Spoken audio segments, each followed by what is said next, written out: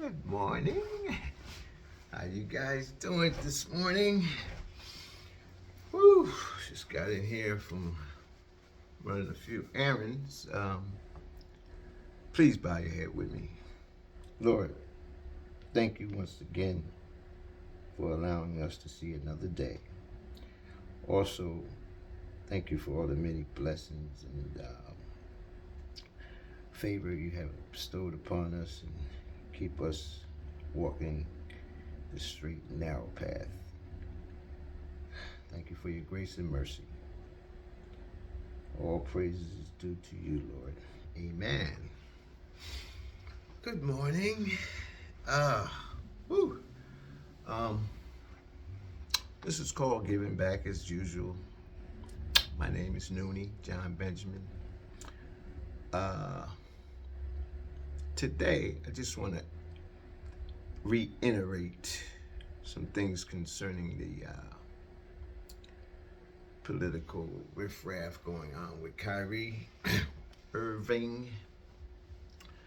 And then I'm going to leave this topic alone. Basically, if you go back to my last video, you'll see my opinions on it.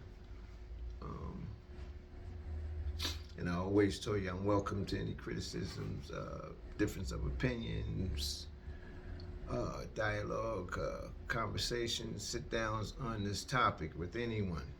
So please understand that we're fighting against unseen forces in the air. We're not fighting against flesh and blood. We're fighting against evil, wicked, devious, satanic forces that can get into anything and anyone. So keep that in mind. Getting straight to the point, let me just say this. I noticed that some of you I call backstabbers is trying to sing a different tune now. You know who you are. I don't have to call you out, but it's hard to get back. You know what I'm saying? When you know the truth or know of a situation and you choose to not do the right thing, it's hard to come back, and be accepted as being a real human being, either black or white, or any other color you want to talk about. Because as I told you again in my last video, I spoke about humanity being human and stop letting people pit you against each other. Pit you against each other for any other reasons other than the truth. When the truth is going to shine regardless. I mean, you can't hide the truth. Sure, there's different truths, but the real truth is judged by God Almighty. And He's watching and He's seeing you. So basically, the only way I would suggest, because when I give out something, I like to try to give a solution with it.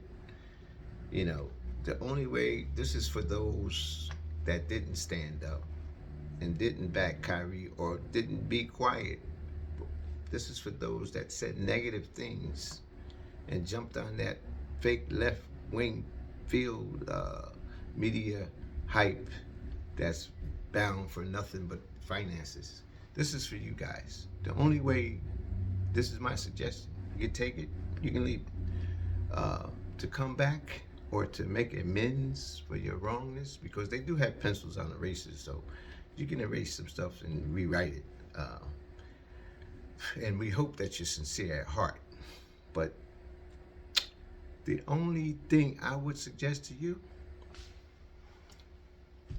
is to initiate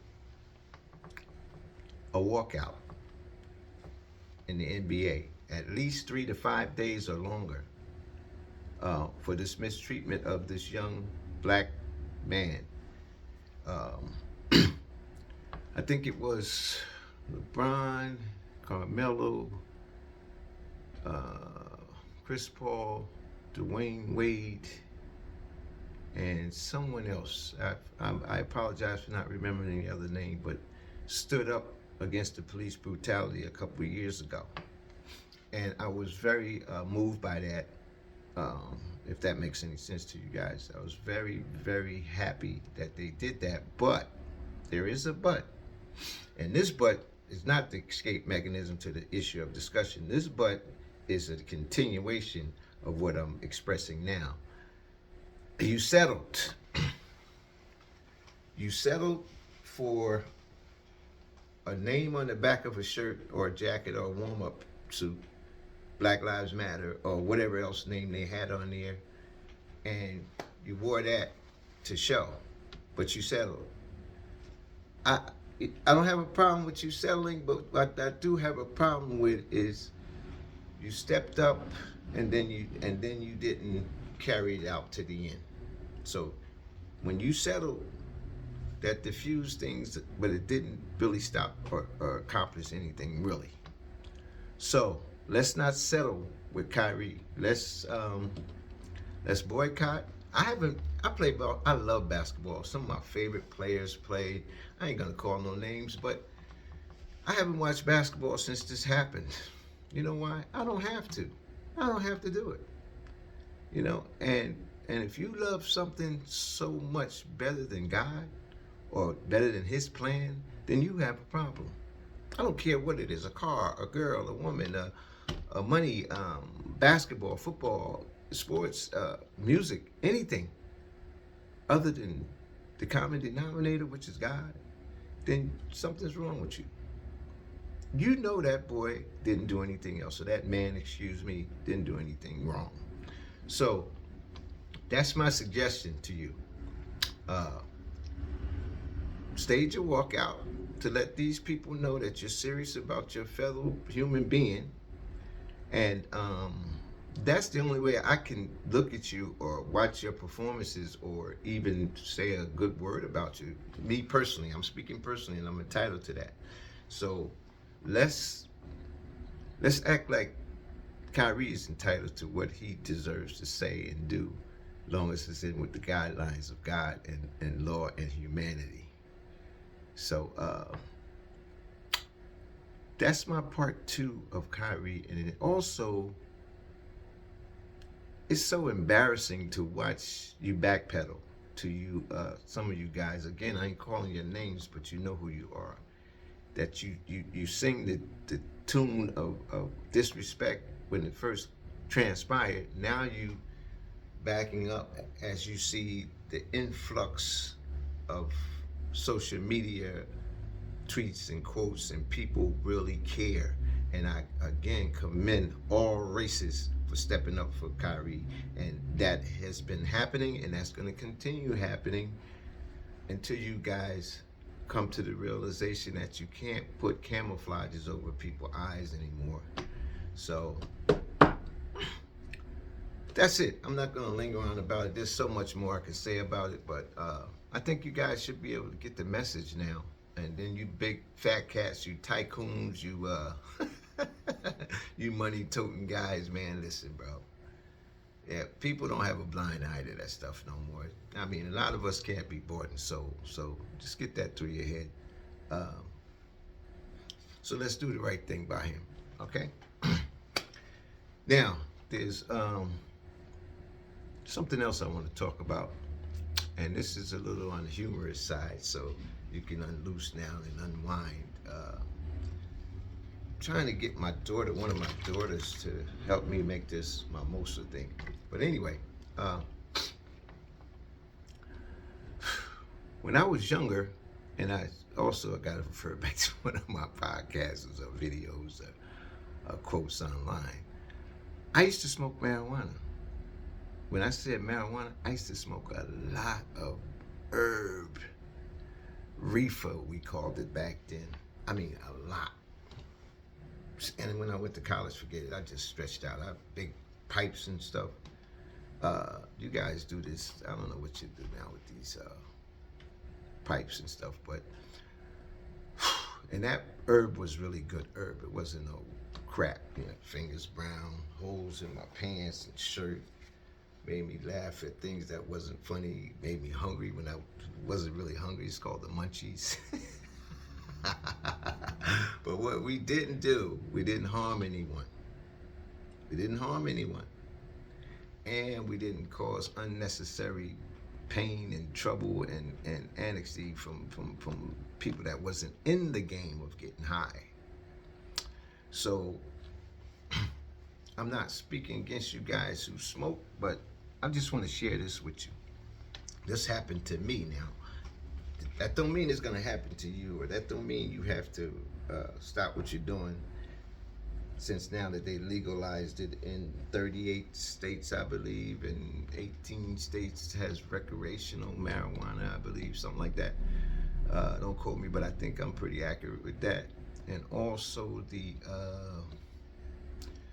most of the marijuana dispensaries and factories and stuff are owned by Europeans, white people.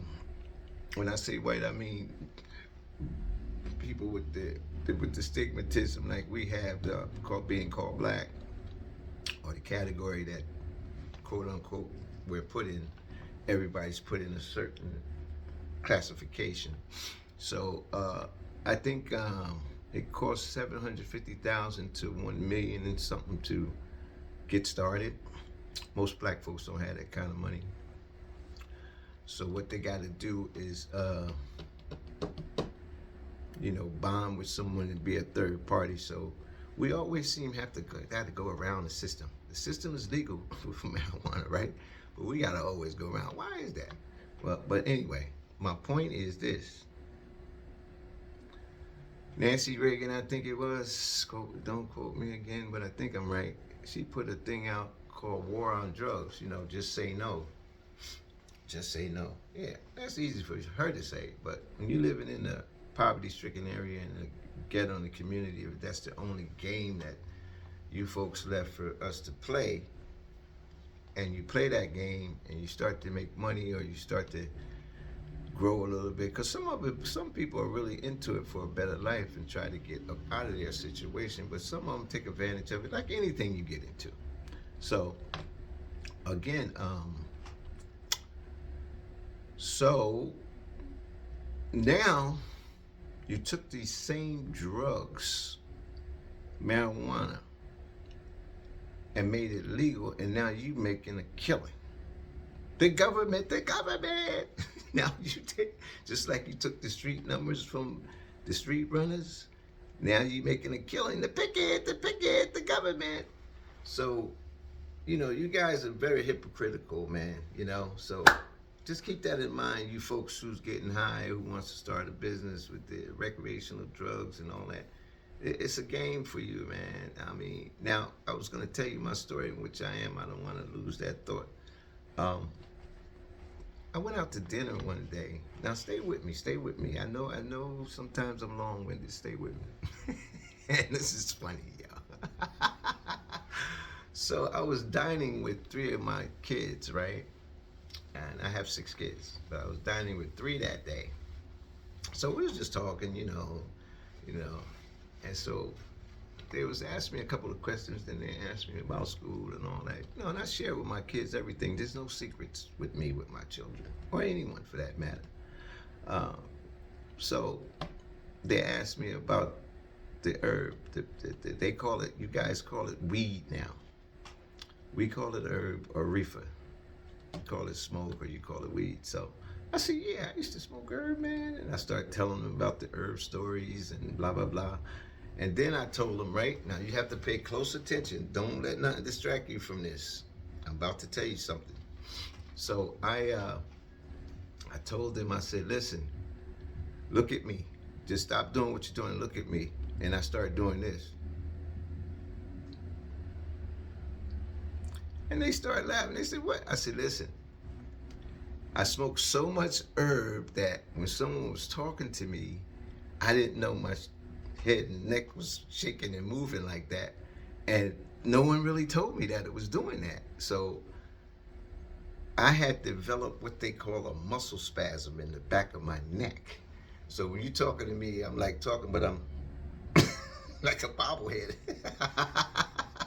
Yo, And I didn't know it because the only way I found out was I started getting pains in the back of my neck, by my lower, by my top of my shoulders, by my back, and it was excruciating. And I was thought, maybe I'm sore from working out or something, you know.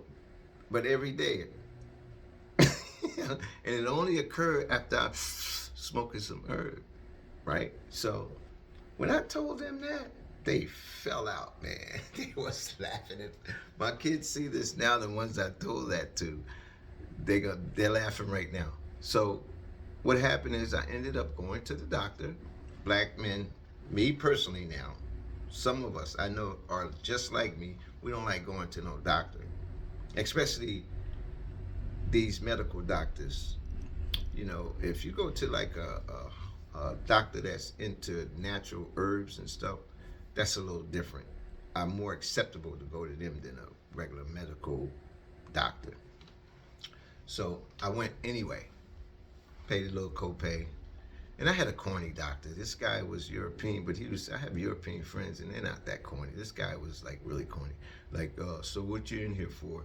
I'm like, excuse me? I'm like, didn't you just take an x-ray, man? Didn't you just have x-rays done? Isn't it on my chart what I'm in here for?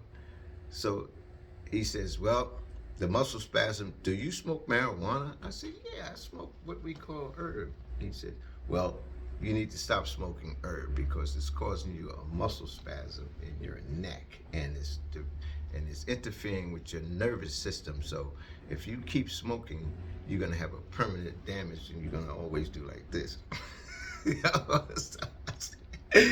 I said, okay. I said, but listen, look, in the future, I don't even think I'm coming back to you again, but you need to treat your patients a little more candid, a little more professional. I mean, you didn't even, you asked me questions that's irrelevant. And he said, listen, sir, I'm going to prescribe a medication for you. I said, no, that's all right. Don't prescribe me nothing because I'm going to just stop. And that's what I did. I just stopped. Now, a movie that I said in one of my videos, because I've mentioned this before, was the wrong movie. I think I said Boomerang, but actually it was Mo Money, not More, Mo, M-O, Money, by the Weinings. One of the Weining brothers went for a job interview, and I think the guy that was interviewing him had this kind of nervous disorder too. But I don't know what his issues were. But anyway, I'm sharing this story with you about myself is because I don't know if some of you out there is experiencing that, but if you are, then that's what it's coming from, smoking marijuana. Some of you swore up and down that by smoking marijuana, it helps you with your ailments, and I've had people tell me that, so that's good. I mean, you do what you feel is right for you. No one else can tell you. I'm just telling you about myself personally, what happened. So, but it just behooves me how the government can turn things around when it's about making money. You're taking the same drugs that you said is a war on, and that's destroying, number one thing that's destroying America, and then now you're approving to have it sold because you get a take out of that. You get a percentage. You know, same with the numbers. Now the lottery's gone buck wild crazy. You did the same thing, and now when that first came out, oh, it's for schools, it's for churches, it's to help the community out better. There's no statistics on proof of none of that. And now I heard it's privatized. I think some private company owns it, and you get a percentage of that. So it's very, very tricky and trusting, man. So that's pretty much some of the things I wanted to share with you guys today. And there's one last thing that I want to reflect on too. I think it was part 8 or the bottom of part 8 of one of my discussions about the fear that's not of God, and also the secret message that was given to the Apostle Paul on the road to Damascus by Jesus Christ. I didn't give you the chapter and verse for that, so I think if you guys want to just read it for yourself, like I always tell you, check everything out for yourself. That's Ephesians 3:2, I believe. Ephesians 3:2, where he's knocked off the horse. Okay, so thank you for spending time with Noonie Noon again. And I'm going to always give you my viewpoints on things. Am I getting paid for this? No. Am I getting satisfaction? Yes. Because I think I have something to offer someone. Like, for instance, let me just say this before I let you go. I run a nonprofit mentoring basketball clinic 3 times a year in Paterson, New Jersey, for boys and girls 11 to 15. And I've been doing this since 1984. Okay? Now, with that long span of time, I don't have the printout of the statistics and the quantity of who succeeded through coming through my program, and knowing the fact that there's someone out there who cares about them at least one day out of their lives. And all the folks that came through and their parents can verify the fact that this will help a child deter from doing things that they would normally do when they feel no one's caring or no one's watching at that type of age, between that bracket. This is why I chose that bracket. When you get 17, 16, you think you know everything. So it's hard to tell you. And when you're a little under that, your mind, you may be not mature enough to compose to deal with certain things. So if I save one child's life, or if they think, oh man, I don't remember Noonie saying this in our sessions. I remember Noonie having people speak. I remember my moms, my pops, my brother, my sister, my cousin speaking at his mentorship and saying these things to me. Now y'all go ahead. Y'all go ahead. Y'all want to get into trouble? Go ahead. I'm not going. Call me corny, whatever. I'm not doing it. And that could save their lives. And also, they will bring it back to you. I had a little fella, his name is Noonie also. This nickname is Noonie, just like mine. And his mother ran into in a lottery store one day. And she told me he's doing fine. He's a fireman. He's got a family. He's doing well. Then I ran into Noonie. And he was so ecstatic, man, you helped me out, blah, blah, blah. We had some good times. And the ironic part is he shoots the 3 like I do. So these folks will give back to you when you least expect it. Another fella, he plays professional ball, but he's overseas, and his mom's is friends with one of my daughters, and he's doing well in life. I mean, so little things like that, you can't buy that. You can't. No one can give me money for that, or you can't sell that. That's why don't be bought and sold, man. Don't be bought and sold. The feeling I got from those 2 experiences, and there's much more. You can't put a price on that. There's no price on that. You know, there is no price on that. I'm sorry. And I had another gentleman, he's in college now. He comes back every year. He don't miss a year to talk to the kids, to tell them what he went through and how the program helped him out. You know, so with that, I'm going to say to you guys, do the right thing. God is watching. He's watching. He's writing everything down. You have to have account for what you do. Love you guys. Your boy, once again, Noonie Noon, signing out. Peace. Oh, and you know what I'm going to tell you. Hug somebody.